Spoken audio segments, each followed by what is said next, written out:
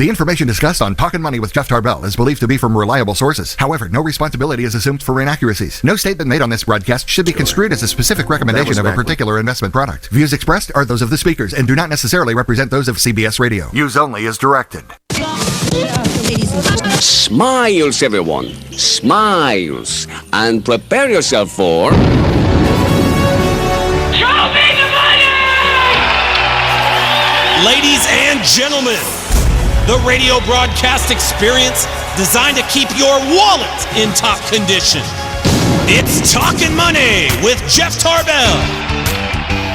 Talkin Money. Talkin Money.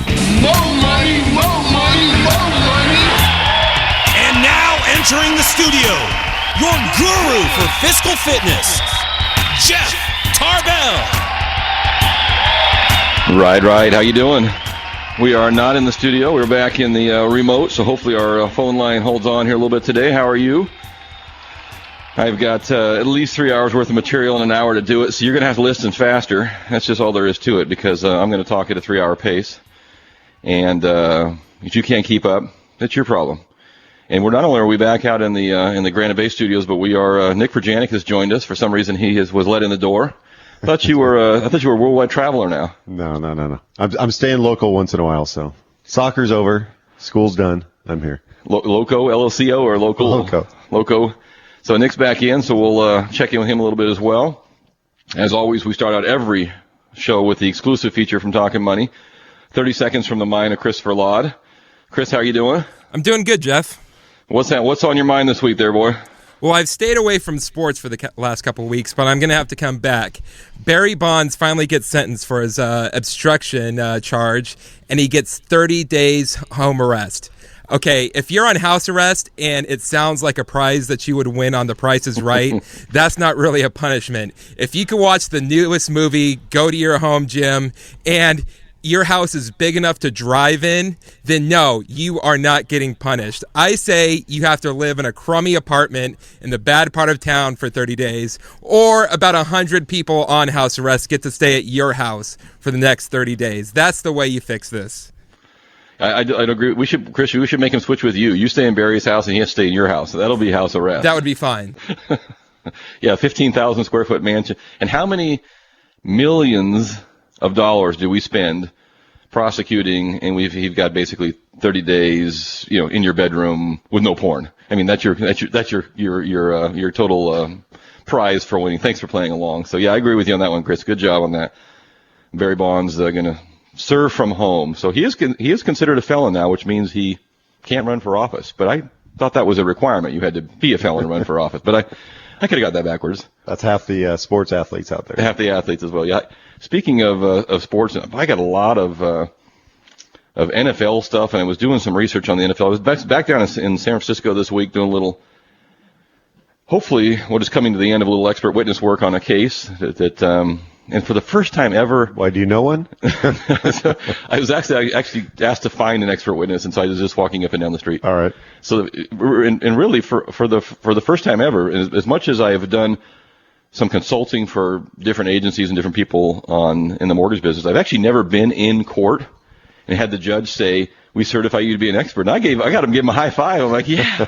Put that on your resume. That's right. After 20 years in the business, I need some guy in a robe to tell me I'm an expert. So anyway, that was kind of an interesting week. But when I was down there going through the newspaper on the 49ers stadium and some of those numbers, it just got me kind of to thinking of just the phenomenal nature of the NFL. And I was sitting there, and if anybody who's ever been around any kind of a court case, and whether you're an expert witness or whatever, there's a lot of sitting and waiting. Get here on time, and then you just sit and wait. So fortunately, I had my iPad, and I thought, okay, this should be easy. I should be able to figure out with some Google searches here, what is the total economic impact worldwide of the NFL for 1 year? And to this date, I can't find an answer to that. I can find it kind of per city, because during the lockout talks, like Pittsburgh was one they talked about. And they want everything from the guy who runs the little water shuttle over to the stadium. I mean, everything they figure. So you're basically trying to find the number that if the NFL did not exist, right, this amount of money would not be spent. Right. On that related topic. Worldwide. Now, one of our quiz questions, and I'll give it out early, and we'll come back to it again. I was able to find an estimate, and it's an estimate is as good as whoever estimated it, but I was able to find an estimate of the total dollar volume of gambling on the NFL, legal and illegal. I was able to find a number to that, and it's a staggering number. That'll be our quiz question at the first break. But I was unable to put together a number where someone could say, hey, you know what, guys, if the NFL goes away, this is how much total economic loss is going to go away with it. And what got me to thinking about it is I'm sitting there, I was sitting at like Chili's having lunch one day in the bar there, and up on the TV was like one show after another show after another show on ESPN about just different versions of football topics, and I'm thinking, this is like Wednesday. It's about as far away from the NFL week as you can get, other than the first Thursday football game. And they're still talking about this. And you think about, so they got to sell ads to support that, right? And these guys get paid to talk about it. And maybe that's why you can't add it up, because it's such an enormous number. But I mean, one segment of pro sports, the NFL, the number has got to be staggering. This I found and what got me started on it was this newspaper article in San Francisco. So it looks like the Santa Clara group, the board of supervisors, is going to go ahead and okay the new 49ers stadium, which I think is in the parking lot of what's the Great America? Yeah, Great America. Yes, I guess they worked it out with Great America as well. And this is a cool stadium. But they were talking about the rent. So how much rent will the 49ers pay the city per year to rent the stadium? And think about it. Chris, you can jump in here if I'm wrong. Isn't there only like 8 home games, maybe plus a couple preseasons, maybe plus a couple if you went into the playoffs? I mean, are we talking about 10 or 12 games at most, Chris? Do you know? You're talking about 10 games with preseason, and then if they get the playoff, they could have up to 1 to 2 playoff games. Yeah, so you're talking, okay, so let's just say 10 or 11 games a year. 10 or 11 days out of 365. You want to just take a rough guess how much they pay in rent, Nick? $20 million. That's a pretty good guess. $30 million. Wow. So if let's say it was 10 games, you're paying $3 million a day to rent the building.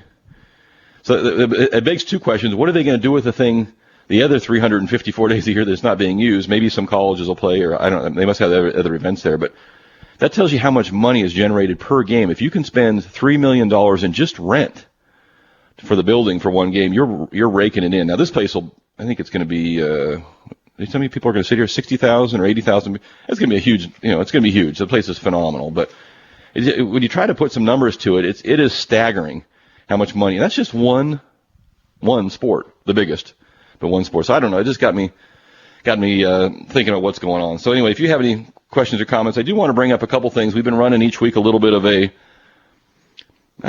text answer, if you will. We've been getting a lot of texters lately and people jumping in on different topics, and I got a couple of them to throw out today that occurred to me during the week. The first one is the governor's tax plan, and one of the plans is in California to raise some more money on the backs of people making more than $250,000 a year. And not surprisingly, out of all adults, 65% of the people favor taxing people that make more than $250,000 a year. So now we know by percentage how many people make more than $250,000 a year in the state of California. It's 35%, because 65% voted to put in that.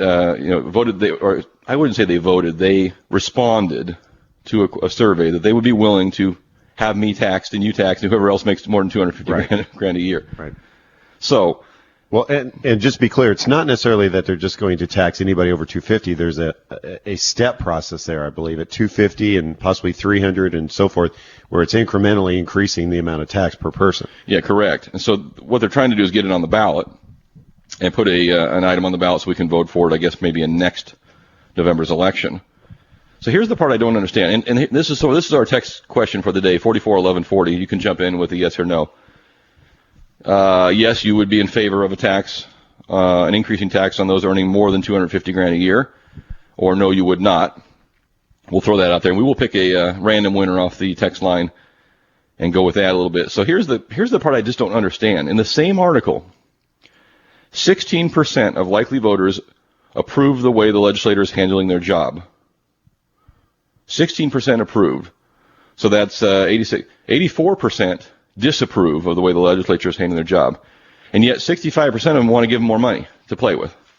So this is the challenge that I have is like 84% of us don't think that they know what they're doing down there with our money. They're not doing a good job of stewardship of our state.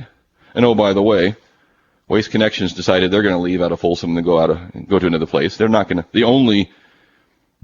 One of the only Fortune 500 companies we have in our area has picked up and left. That didn't seem to ring any bells with anybody. That doesn't bother anybody. We'll just keep raising more money on those that are making money. And yet 84% of us think that the people that are down there doing the job aren't doing a good job. So how do you, in your own mind, how do you say, yeah, I want to hand them more money, but I know they don't know what the hell they're doing with it, but I'm willing to give them more? Because why? I mean, that's the definition of insanity. Is we continue doing the same thing that we did yesterday, and we continue to get the same results. I mean, the whole thing got me thinking this week, what is it that the state of California does well? What is it the state of California does well? I can't come up with one. We have good weather. So far the legislature hasn't screwed that up. But other than that, what does California do well? Why do people come here on a business perspective?